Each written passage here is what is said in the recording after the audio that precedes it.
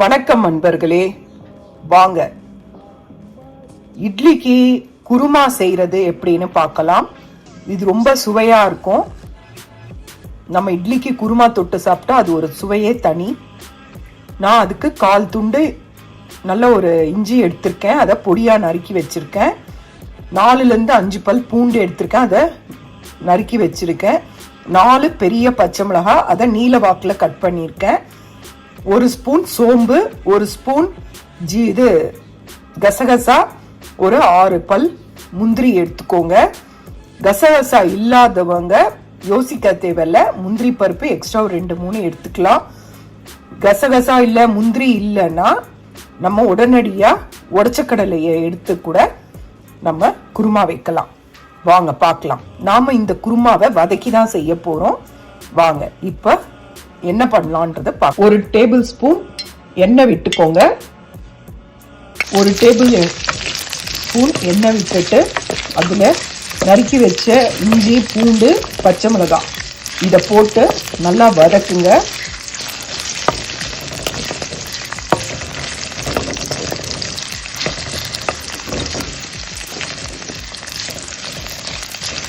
இது நல்லா வதங்கட்டும். எதுக்கு மிளகாயை நம்ம நீல வாக்கில் கீறி போடுறோன்னா முழு மிளகாவா போட்டால் வெடிக்கும். அதுக்காக தான் நாம் மிளகாவை நீல வாக்கில் நடுவில் ஒரு கீறி இதில் வதக்குறோம்.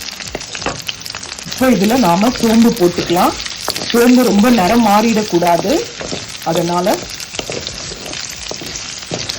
தான் நாம் இப்போ சோம்பு போடுறோம். இது கூட இப்போ நாம் வெங்காயத்தை சேர்த்துக்கலாம். ஒரு பெரிய சைஸ் வெங்காயத்தை நறுக்கி வச்சுக்கோங்க. இதை நாம இப்ப அதனோட சேர்த்துடலாம். இப்போ வெங்காயத்தை நாம இதுல சேர்த்தாச்சு. இது நல்லா வதங்கட்டும். இது கலர் சேஞ்ச் ஆகக்கூடாது,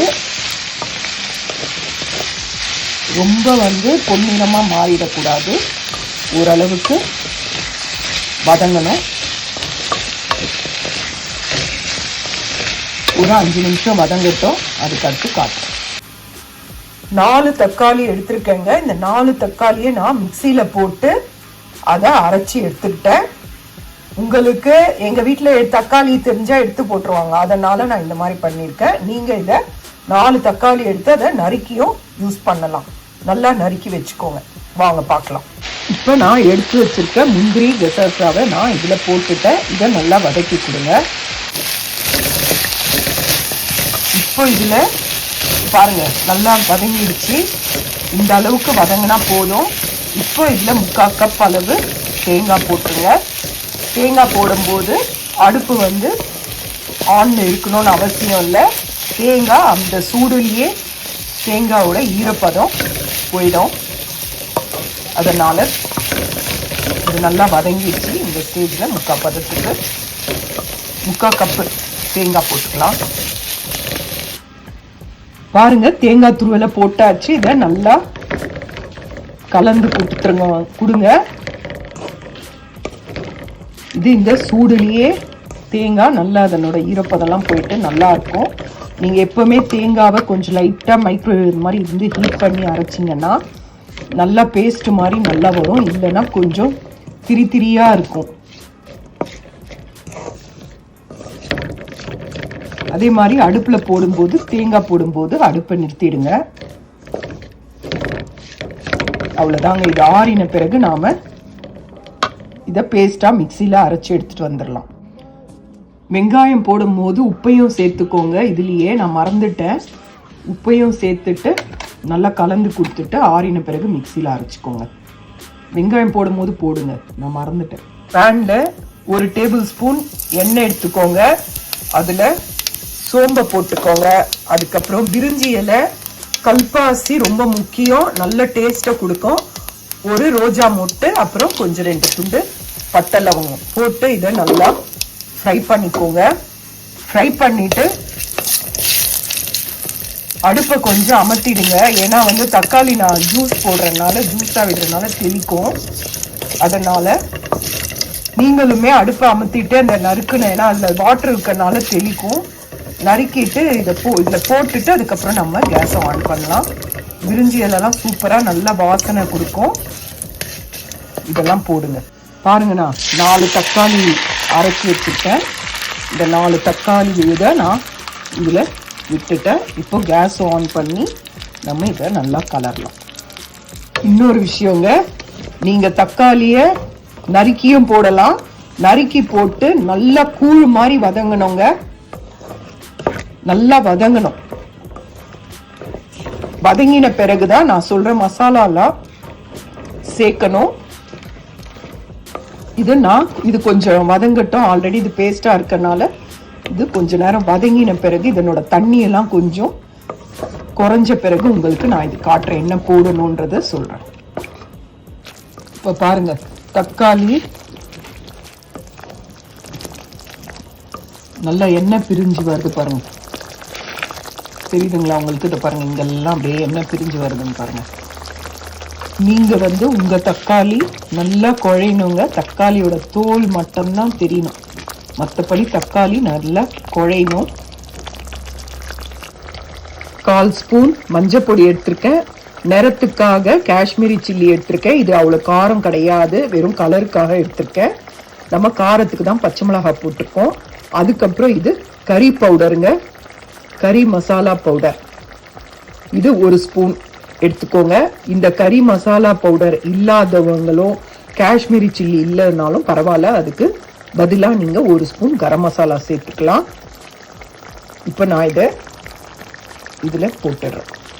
போட்டுட்டு இதை நல்லா கலந்து கொடுங்க. நல்லா பச்சை வாசனை போகிற வரைக்கும் நல்லா இதை கலந்து கொடுங்க.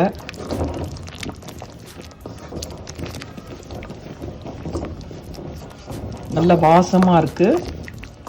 நீங்கள் கரம் மசாலா கூட யூஸ் பண்ணலாம். கறி மசாலா இருந்ததுன்னா கறி மசாலா யூஸ் பண்ணுங்கள், நல்லா டேஸ்ட்டாக நல்லாயிருக்கும்.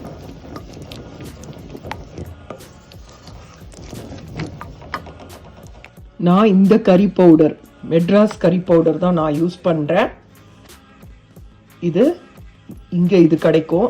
இது மெடிட்டேரியன் மிடில் ஈஸ்ட் கடையில் நான் வாங்கினேன். இந்தியன் ஸ்டோரில் கறி பவுடர்னே கூட கிடைக்கும்.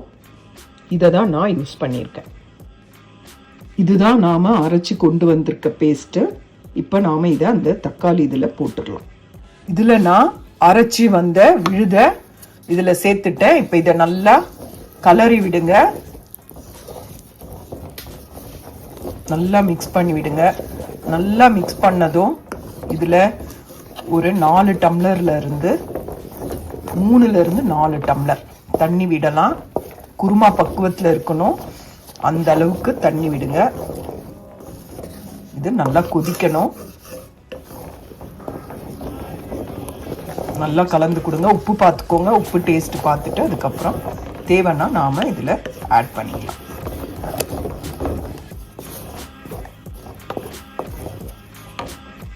இப்போ நாம் இதில் தண்ணியை சேர்த்துடலாம். நான் மிக்சியில் தண்ணி அரைச்ச இதில் இருந்து தண்ணி விட்டு அந்த தண்ணியை தான் இதில் சேர்த்துருக்கேன். இதை நல்லா கலரி கொடுங்க. இந்த குருமாவோட எப்படி இருக்கணுமோ அந்த கன்சிஸ்டன்சிக்கு ஏற்ற மாதிரி நீங்கள் இதுக்கு தண்ணி விட்டுருங்க. இது கொஞ்சம் திக்காக தான் இருக்குது. நாம் இன்னும் கொஞ்சம் தண்ணி இதில் விடலாம். நீங்களும் உங்கள் தேவைக்கு இருக்கிற மாதிரி தண்ணி விடுங்க. உப்பு காரத்தெல்லாம் டேஸ்ட்டு பார்த்துக்கோங்க. டேஸ்ட்டு பார்த்துட்டு இது நல்ல ஒரு கொதி வரட்டும். கொதி வந்தோடனே உங்களுக்கு நான் காட்டுறேன். எண்ணெய் பிரிகிற அளவுக்கு கொதிக்கணுங்க. கொதி வந்தோடனே பிறகு காட்டுறேன். நீங்கள் தேவையான அளவு தண்ணி விட்டுக்கோங்க. இந்த அளவுக்கு தாங்க இருக்கணும். இந்த அளவுக்கு தண்ணி இருக்கணும். நீங்கள் அந்த உப்பு காரம்லாம் பார்த்துக்கோங்க. அதோட அதை மீடியம் ஃப்ளேமில் வச்சு கொதிக்க விடுங்க. நல்லா கொதித்து எண்ணெய் மேலே வரும். நல்லா கொதித்து எண்ணெய் பிரிஞ்சு வரும். அந்த ஸ்டேஜில் உங்களுக்கு நான் காட்டுறேன். இப்போ பாருங்கள், நல்லா கொதித்து அந்த நுரை அப்படியே மேலே அப்படியே வருது பாருங்கள். இந்த ஸ்டேஜில் நாம் அடுப்பை ஆஃப் பண்ணிவிட்டு கொத்தமல்லி தழையை தூவி இறக்கிடலாம். கொத்தமல்லி தழையை தூவியாச்சு. இப்போ நாம் இட்லிக்கு சூடாக இதை பரிமாறலாம். வாங்க. இட்லி குருமா ரெடி. இது ரொம்ப நல்லாயிருக்கும். செஞ்சு பாருங்கள், ரொம்ப ஈஸி. வதக்கிட்டு அரைச்சிட வேண்டியதான், அவ்வளோதான். அதுக்கப்புறம் தக்காளி வதக்கி இதை போட வேண்டியதான். இட்லி குருமா ரெடியாக.